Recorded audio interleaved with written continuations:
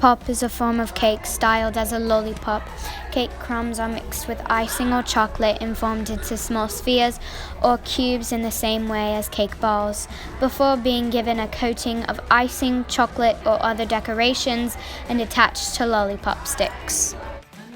Hi, we're back, and today we are going to be making cake pops. I am Lainey, and this is Adriana. Our ingredients for today will be 1 1/4 cup of water, 3 eggs, and half a cup of vegetable oil. we will have this Betty Crocker Super Moist Cake Mix, Duncan Hines Whipped Chocolate Frosting. You can get any chocolate cake or chocolate frosting. Candy melts. We got different colors so we can make them fun and tie-dye. Treat sticks, or you can get the smaller lollipop sticks. And since it's close to Halloween, we got cool Halloween sprinkles. Claps for Duncan Hines and Betty Crocker for providing our cake mix and frosting.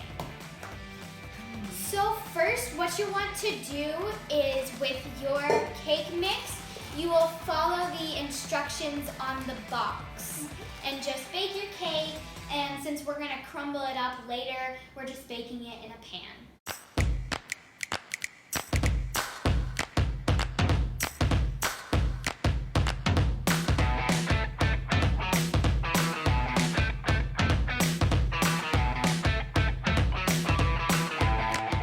So while your cake is done, you want to set it aside to cool for a few minutes.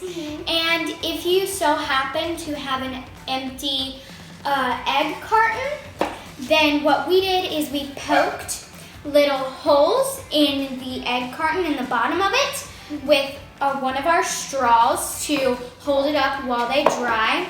And what we did is we just poured in the candy melts into little bowls, but do not melt them. Do not melt them. Did you actually know that there's no recorded date for the creation of cake pops? So if you don't actually have a empty egg carton, then you could take out all the eggs and set them aside, or you could use styrofoam, or you could just put the cake pops on a plate to melt, but then it'll get the indentation of the plate. So it's just whatever is available.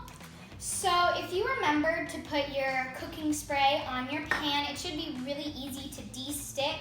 And to make your cake cool, because you definitely want to make sure it's cool before you add the frosting in, you want to put it on a cooling rack. Right here, since our cake is very moist and compacted together, it is so simple enough that I can literally put my hand right here, and that's okay if a little bit of it breaks off. It's going to happen. We want it to break off because eventually we're going to chop it all up, and you just flip it over and let it cool. So once your cake is fully cooled, you want to get out a bowl and your frosting and just put all the cake in the bowl. We are just going to do this by hand since our cake is mostly compacted and it's not really breaking off in small chunks, it's just breaking off in bigger chunks.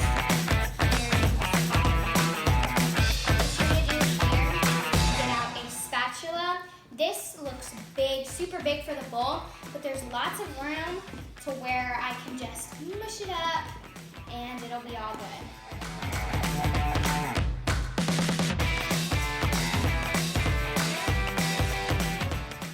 So once you're done mashing it and you have very, very tiny pieces, like we have here, you want to get out your frosting and you're going to put the whole thing of frosting in.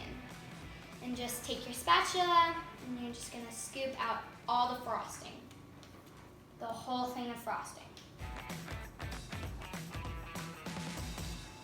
Then once you are done scooping in your frosting, you're going to mix it until all the frosting and cake are completely mixed together.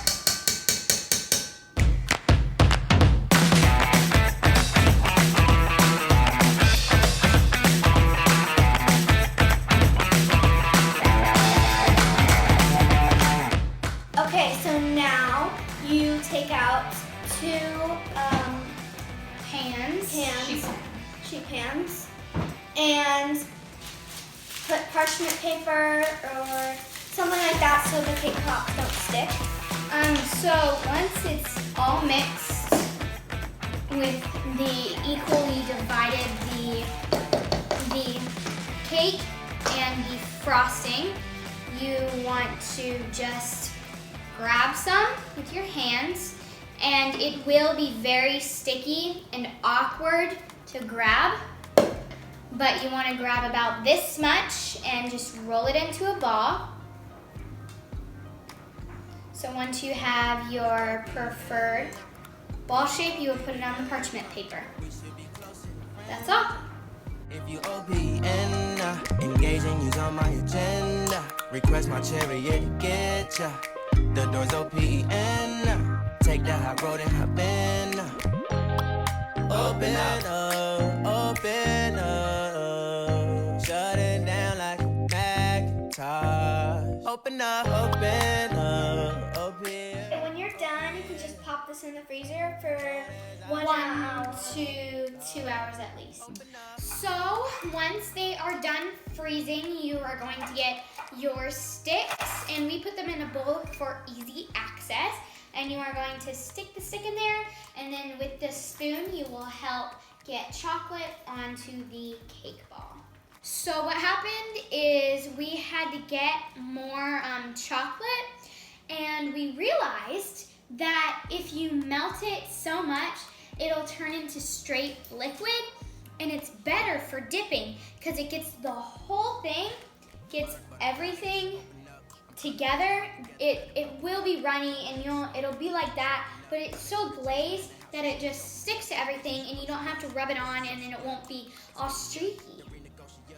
She's closing up. Come to visit me. She say that she the loneliest and it's hard to open up. You OPN, hit you on BBM. We should be closer than friends. If you OPN, engaging you's on my agenda. Request my chariot.